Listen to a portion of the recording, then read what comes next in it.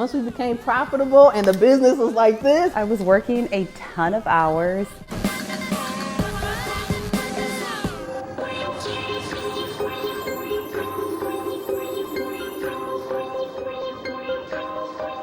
I am just getting ready right now for our managers meeting. We do a meeting every Wednesday at 9:30 in the morning before we open, just for about an hour or so, to talk about everything that we discussed last week, make sure everybody did everything that was on their to-do list and check up with everything, and then go over anything that's urgent and anything we need to discuss for this week. I find that if I cancel too many meetings or we don't meet regularly, within 2 or 3 weeks, stuff just starts to fall apart.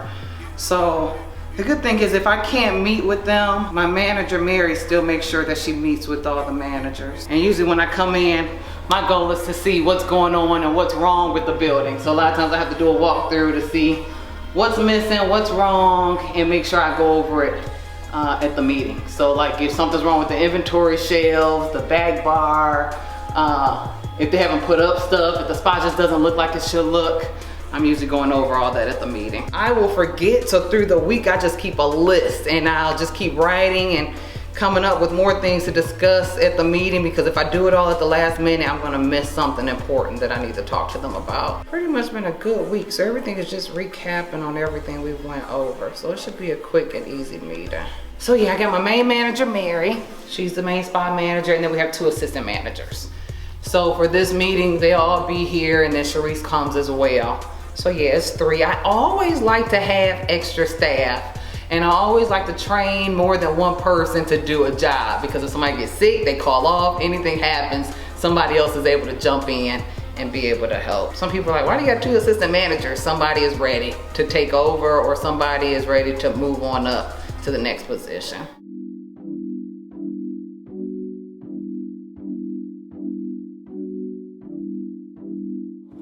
Let's review some of the stuff that we talked about last week. One was the microneedling. I did set that up online, so please watch that video today, because it is set up online as well that people can actually pay for the package.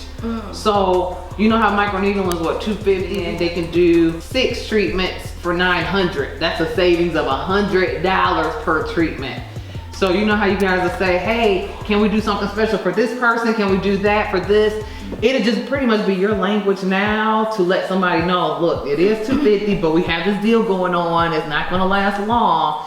You should really look into getting a package, because we do recommend that they do a package of 6, because that's where they can see the results. But hey, if you can do a package of 6, you're gonna save $100 per treatment. So just think about it. It might just be going on for another month or 2. What's going on with the staff? How is everybody doing with dermaplaning, microderm, anything where you're like, they're ready to do their practical, or they need more practice, or what? I told her, she knew all the contraindications, she knew everything. Like I grilled her, was the most annoying potential client for like an hour and a half.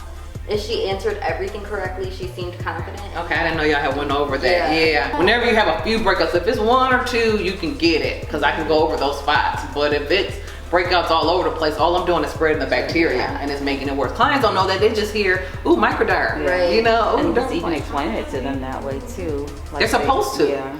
They're supposed to. Ma'am, I know you want to do microderm. I can't do it at this time because it will do this is going to make it worse. Right. You're going to start getting more breakouts 90 days later. Yeah. Everything was really good. I think she should do it one more time before she do it on you though. Okay. She did make me, but she let me know in that consultation. It's like the only product that I actually want to see promoted is what's exclusive to Skinphorea. They are selling Skinphorea. The key things that I want you guys to know as managers is that the basics of like the stuff that you want, like they can do all, and we'll let them know that as well, they can do all the promotion they want for Revitalize You, but if any of the girls are asking, they don't need to worry about doing makeup or anything major for the days that those influencers are here, because they're not even going to be in the shop. Okay.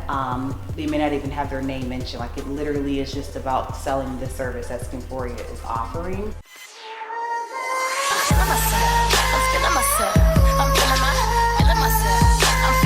How can I make sure a client feels like they're at the right place, and even if they don't see the results immediately, I know I gotta stick with Shakira and do whatever Shakira says, because that moment I sat and I talked to Shakira, I felt it, and I felt like if I follow whatever she says, I'm gonna get clear. That's the thing, is really with the consultations. I know that most of our clients, they done been to every spa, they go everywhere, they're on every type of medication, they're tired. They're like, I'm tired of buying all these products, I'm tired of doing this, you about to sell me something else. So it's all about that connection that we make with them in the beginning with it. How do you feel like right now with your clients when you're talking and doing the consultations? Do you feel like you can do a better job? Do you feel like, oh no, I'm usually connected with them so that I know once they talk to me, I can get them to rebook?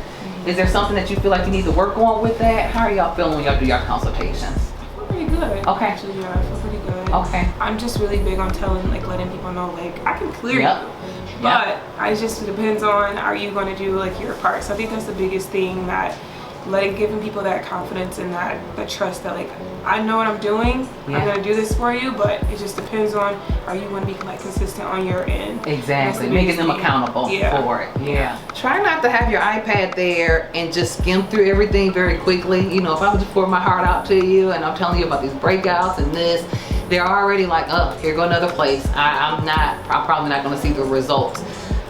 If I'm telling you these are the issues with my skin, and you're just scrolling and you're like, yeah, oh, okay, yeah, we can work on that. And then you're going to the next one, okay, talk to me about your products. Okay, talk to me about this. There was nothing there that grabbed me to say, I'm at the right place. I can calm down. Let me listen to everything she says. If somebody's pouring their heart out to you and they're trying to go over things and say, this is what's going on with my skin, I usually try to let them know right then and there. Oh girl, this is easy. We can clear you. Yeah. Trust me, whatever you're saying is with your skin, I've seen way worse. This is easy. I can clear this within such and such days. Stop it right then and there to let them know you are in the right place and you're good.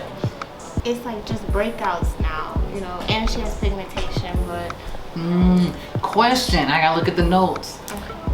Was she already breaking out before she was pregnant, or did she say this just got worse? She was doing really well, and I know when you get pregnant, those hormones and everything are all over the place.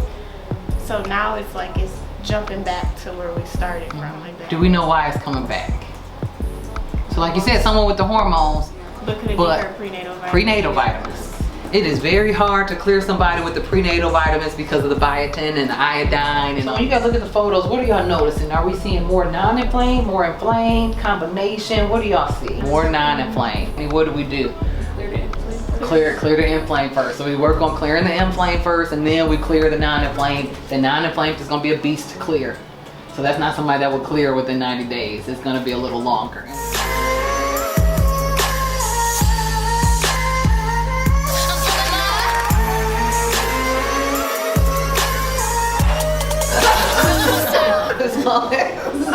You're not getting nothing from me. It's like who runs the world. Okay. Like that. Yeah, like Who run the world?